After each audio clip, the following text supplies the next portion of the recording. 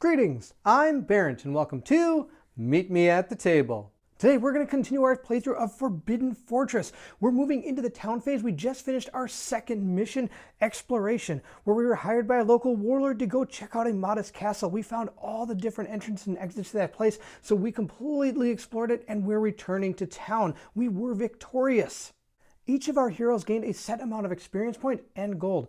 Our assassin was able to come out of there with she now has a total of 830 experience points and 600 gold. Now, of course, our assassin Kasumi and Shintaro have both gone through the first mission, so they're going to have a little bit more experience points than our two rookie fighters, all those newbie guys. We're going to go ahead and take a look at Shintaro. He has 820 experience points and 485 gold.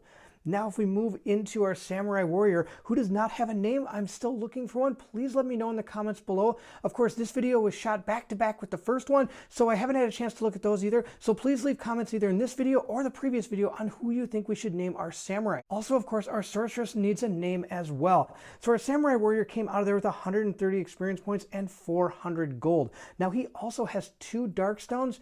Shintaro has a ton of dark stones. He has 9 dark stones. But remember, he also bought a chest the last time he went to town, so he was able to put 8 of them in that chest, and he's gonna be able to protect himself from those dark stones. You're gonna see as we get the beginning of this town phase going, those dark stones might actually come back to harm us. Of course, Kasami does have 2 that are right up there. She also has 2 of those, and that's gonna be it for our samurai warrior. We're gonna move into our sorceress. Our sorceress has 155 experience points and also 500 gold. Now, for these 2 to level up, they need 500 experience points, and for these 2 to level up, they need 1,000. Normally, when you play Shadows of Brimstone, the first level is 500, the second level is 1,000, the third level is 1,500, but we'll always reset your experience points to 0. During this campaign, I'm not going to do that. We're just going to play to have fun and to level our guys up faster so we can actually see more of the game. Sadly, of course, it might not scale perfectly to that, but we're going to give it our best shot and have a lot of fun playing the game. I just want you to be aware of how actually leveling works in this game. Now, if you're excited to see what our characters do inside the town, then I need you to meet me at the table.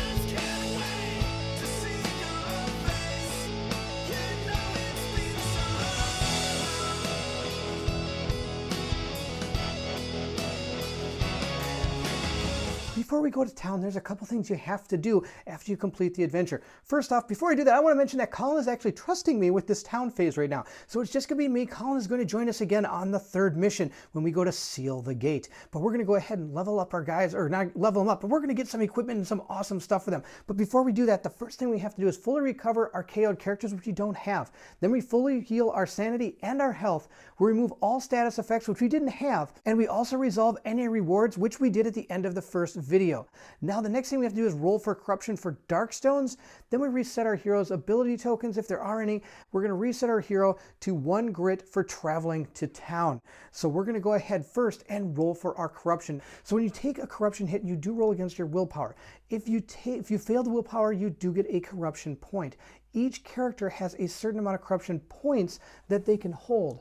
And once they actually reach a threshold on those corruption points, they have to roll on a table. And that table represents the amount of corruption that has influenced your characters and are starting to make them mutate. Every character starts with a corruption resistance value of 5, which means the hero can only hold up to 4 corruption points at any time without taking any ill effects. So we're going to go ahead and roll those up. We're going to start with our assassin. Kasumi has 2 dark stones, so we're going to roll 2 dice and see how she goes. If we actually roll a 1, 2, or 3, the hero is going to take a corruption hit, and that hit I'm going to be able to stop with my willpower. So let's roll it up. We got 0 for Kasumi. She's fine.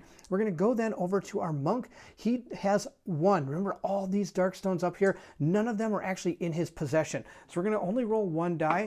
And he got a 4. He's totally fine. He is not going to have to worry about corruption. Next, we have our sorceress. She has 1 dark stone. Let's see what she gets.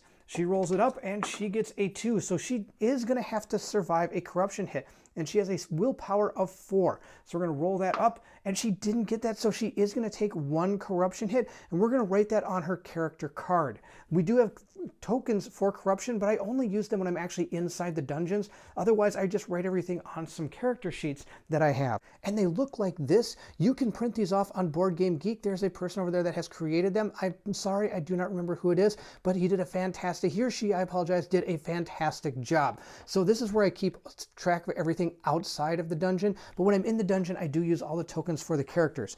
Now that she has taken 1 corruption, we're going to move over to our samurai. Our samurai has 2 dark stones, so we're going to roll. If we get a 1 or 2 or 3, oh, he could be corrupted by a dark stone. So we're going to roll against his sanity value, or his willpower, I apologize, of 4. Let's see how we do. Oh, he also did not make it. So the newbies that came in didn't know how to protect themselves from dark stones, and they all took a corruption hit. Now that's okay. 1 corruption hit isn't going to do you too much damage. So now she has 1, he has 1, and I believe he also has 1, or also has 1 from from the first adventure that we went on. She does. She has 1, and actually he also has 1. So all of our characters have 1 corruption. That's pretty easy to keep track of. Can't go wrong when everybody has 1. Now, of course, there are ways to get rid of corruption, and that's some of the stuff you can do in the town. Also, there may be items or events that could also help with that as well. Now that we have completed rolling for our Darkstone corruption, we're going to move into the next part of the campaign, which means we're also going to go ahead and gain a grit. So we're just going to go ahead and give everybody 1 grit, and we're going to move into the next part of our adventure where we're going to have to roll for travel hazards. So when we prepare to travel back to town, we have to roll for each character. And if we get a 1 or 2, that means that we've come across a hazard while traveling to the town. Now we have to roll for each character individually. I could roll all 4, but some of the travel hazards could actually affect a single character, so we have to know who is who. So we're just going to go ahead and roll them right here. Our assassin got a 4. Our sorceress got a 6, our samurai warrior got a 3, and our traveling monk got a 6. Yes, we didn't have to worry about any of the hazards. Now, of course, there could be some good hazards in there, but not having to roll on hazards at all is probably the best plan. Now that we have made it to our feudal village, let's go ahead and take a look at all the different things we can do.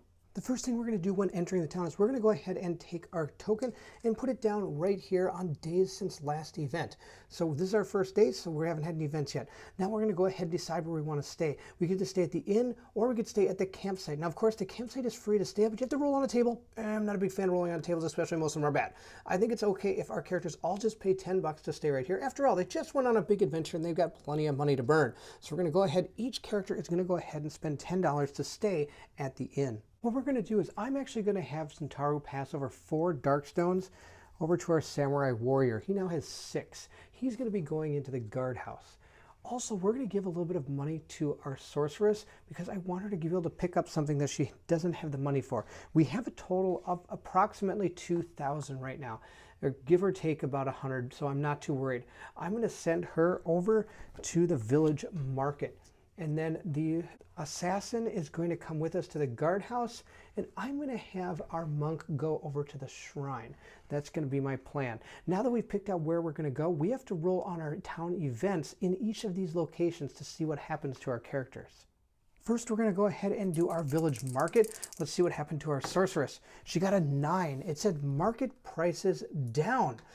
The winds are favorable today for good bartering in the market. Everyone is ready to make a deal. All prices at the village market are 50 less than normal. Oh, that's going to be awesome. That's because I need to buy something. So that'll be fantastic. Next is the guardhouse. We're going to go ahead and roll for our assassin, and let's see what has happened to him. He got an 8. It says right here, banners of honor. Seeing the banners of several samurai clans flutter in the wind atop the guardhouse, your spirits are raised by the sense of unity in standing against the darkness. Recover 1 grit and fully heal your health and sanity. Well, she already has full health and sanity, so she's just going to go ahead and gain another grit. And with that grit, she's up to 2, which is her max, and we're going to go ahead and see what happens to our samurai warrior. Our samurai warrior has a 6, beheading. One of the soldiers that tried to run off in the night was caught and is being executed this morning. You are shaken by his cowardly wails as the flashing steel reveals him as of his dishonor. Discard 1 grit. Oh, that was just the opposite. That's hilarious. All right, we're going to go ahead and remove his grit. So he is done. We're going to move into our traveling monk. Our traveling monk is at the shrine. We're going to roll it up, and he got a 9. a gift of blessing. Recognized as a champion of light, the monks bestow a blessing upon you. I get to choose any blessed aura from the shrine to gain for free. Oh, that's going to be awesome. That's what happened last time I played. He got a blessing for free. It was pretty awesome. All right, now that we've done all the different events, we can now go ahead and do what we want to with each of our characters. The first thing we have to do is pick a blessed aura. This is awesome. There are so many great ones on here. I don't know which one to take. Oh, it's so tough. I think what we're going to do is once during the next adventure, you may add D6 damage to a single one of your hits because he already hits with a D8. Maybe we get lucky and get a D8 and then even more damage on a really powerful creature. So he's going to take the Aura of Wrath. He's then going to go ahead and buy a banishment scroll. Check this thing out. As a free attack, I can discard to choose a single demon or ghost enemy on your map tile to immediately take D6 wounds, ignoring defense and armor. If you are holy, this is a peril die instead. And the peril die only has a 3, 4, 5, and 6 on it, so that's going to be an automatic 3 wounds. Wow, that'll be awesome. We're going to go ahead and, of course, this is going to our traveling monk because, of course, he does have the holy keyword. This scroll will cost 300, bringing our total money we have down to about 1,600. The next thing we're going to do is consult the old text. I can do this for free, once per hero party per town stay. So I'm going to go ahead and let the monk do this, shuffling through the old scrolls and books. You search frantically for insight into the dark visions. I have to make a lore 5+ test. For each 5+ rolled, you may choose a specific enemy type, acidic, tentacles, tengu, etc. During the next adventure, you are +1 damage on all of your attack rolls against that target, that enemy type. If at least 1 6 was rolled once during the next adventure when drawing a threat card, low, medium, or high, or other world, you may instead search the threat deck and choose a card to use. Our monk has a 3 lore, but he also has with him a scribe's ink, which gives him 1 more. So he has 4 lore. Let's see how we do. We got nothing for that, but that's okay. At least it was worth a shot. Our sorceress is going to go ahead next, and she's going to buy a kimono for 550, which is going to bring us down to about 1,100. At each of these locations, there is a specific thing for each one of the heroes. This one happens to be for our magic heroes, so of course our sorceress can take advantage of all the things on the bottom. The last one was for our monk. That was why he could do those old texts. It was for his class. In this one, she's going to do the only free one here. She's going to do arcane research. It's limit once per town stay. I can make a lore 5+ test to research deeper into the mystic arts of magic and elemental lore. If successful, I'm going to gain 15 XP and you gain 1 arcane research marker. This can be written down or used as any suitable marker to represent it. While here, you may spend arcane research markers you have collected over time as follows. Now, of course, the number 1 is I can remove corruption. Look at this, sanity and health. I can gain advancements in those. 9, I get a new spell. Or if I get 12, I can increase my spirit lore or cunning by 1. Oh man, I think we're gonna do this every time we come to town. I don't see why we wouldn't. Our sorceress has a 4 lore, so she's gonna go ahead and roll it up and see if she gets a 5+. She got 1 5+, so she's gonna gain 15 experience points, and I'm gonna write down that she has 1 arcane research marker. Our assassin is first going to try to rob the vault at the city guardhouse. An outlaw is the only one that can do this, and you can only do it once per town stay. I'm going to make an agility 5+ test to rob that vault. If successful, I'm going to gain D6 plus 50 gold for each 5+ roll. Now, if I roll at least 2 6s, I'm able to draw an artifact from a random world to steal. Now, of course, the only world we have is the Shadows of Brimstone world.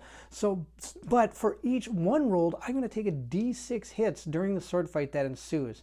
Now, if failed, I'm seized and set to have my head cut off at dawn. I have to make a cunning 3+ test to escape the jail, and then I gain 20 experience points and I flee the town, ending your town stay. Now, if I fail, I'm executed by the local warlord swordsman and my hero is killed. All right, well, let's not have that happen. We're going to go ahead and roll our dice. Our assassin has a 4 agility, and let's see how it goes. Oh, well, I did get a 5, but I didn't get, and that's it. I got 1 5. At least I didn't have a swordsman coming after me. We're going to go ahead and roll D6 to see how many bucks I gain from this. 4. 4 times 5 is 200. That's going to put us back up to about 85 or so? Next, we have the Samurai Warrior. He's going to go ahead and work the Night Watch. Now, he can only do this once per stay as well. You sign on to join the evening's Night Watch, guarding against demons and bandits. I have to choose a number between 1 and 6. I'm going to choose 1. Then roll up to 8 dice, your choice. Grit may not be used. Good, I don't have any. For each die that did not roll the chosen number, gain 50. For each die that did roll the chosen number, I'm going to take D6 wounds ignoring defense, but not armor, so I do get to roll armor against them. As you find yourself in a skirmish against a particularly nasty demon in the middle of the night, we're going to go ahead and choose the number 1, and I'm going to go ahead and roll 6 dice. Let's see what happens to our brave samurai warrior.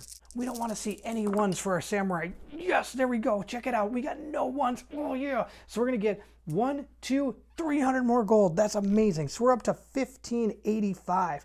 Oh, now maybe we can buy something really good next game. Before we leave here, I am going to have the samurai warrior buy these marching boots. He had a tough time keeping up, so he's going to get +1 move. Also, he had an extra +2 move whenever you use 1 or more grit to add to your move. So he's hopefully going to keep up faster, especially since it's a melee weapon guy. We got to get him moving and get him up there into the fight.